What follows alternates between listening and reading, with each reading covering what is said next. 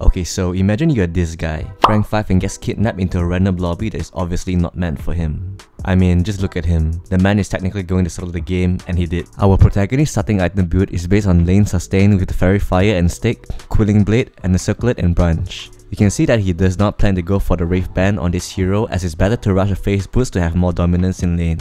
The Magic Stick was a good addition, as you can see Mars likes to spam his W a lot to secure creeps, which gives him the confidence to run up to their face and trade hits as well.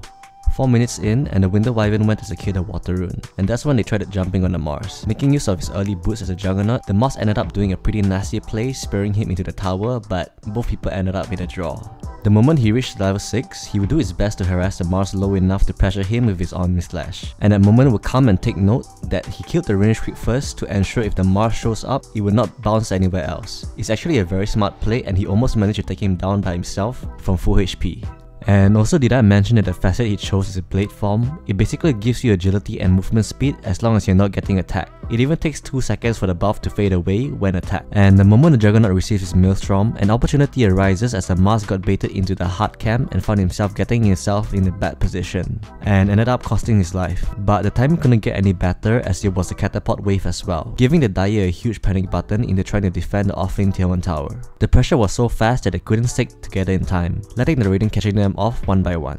Once everyone committed, including the Spectre and the Dragonite, he efficiently teleported to the top lane, giving himself more farm and lane pressure to the enemy, and he even forced the Dragonite to react to him. And in this fight, his teammate was fighting under a good ward placement. Despite the vision, the enemy disruptor managed to land a huge 2-man combo, and pretty much guaranteeing their death.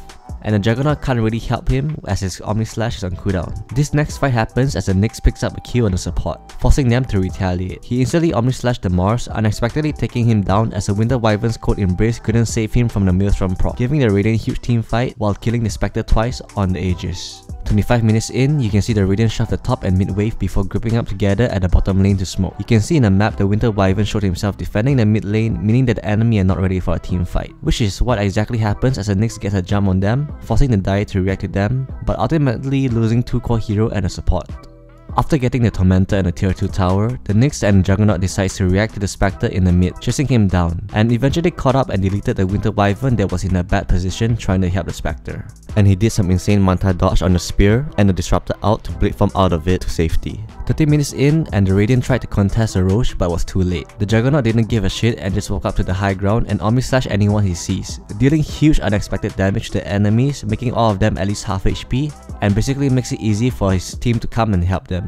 They ended up killing most of the Dire team, giving them a huge teamfight boost. With 4 heroes dead on the enemy side, they obviously have to walk to the high ground to start getting their Raxes. And then they went for the mid tier 2 tower, but the Mars did an insane arena into a nasty disruptor combo, which ultimately killed all of his teammates, leaving him as a sole survivor. Soon after, the Nyx managed to find the DK hanging around the big camp, and ended up using Omni Slash to finish him.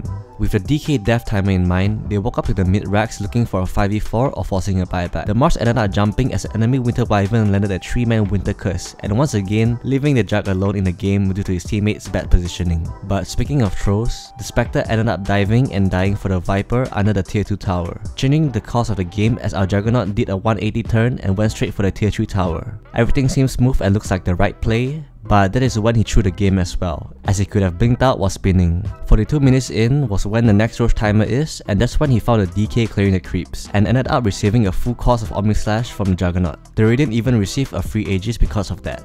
And with the extra life, you obviously want to go for Megas, and that is when everyone starts throwing again cause that's just how Dota is. One spawn, the Jug went to the triangle without vision and easily takes down a Winter Wyvern and a DK. And now this is where you usually end a game, but this isn't a game of Dota without throwing much more. So the final fight happens as the Jug went to the high ground again without vision, but this time gets punished for it by getting silenced and stunned. Luckily enough, there wasn't enough damage as the Haunt wasn't there, and the Dire managed to kill the Jug, but he instantly bought back and started to slay everyone he sees and the game finally ends.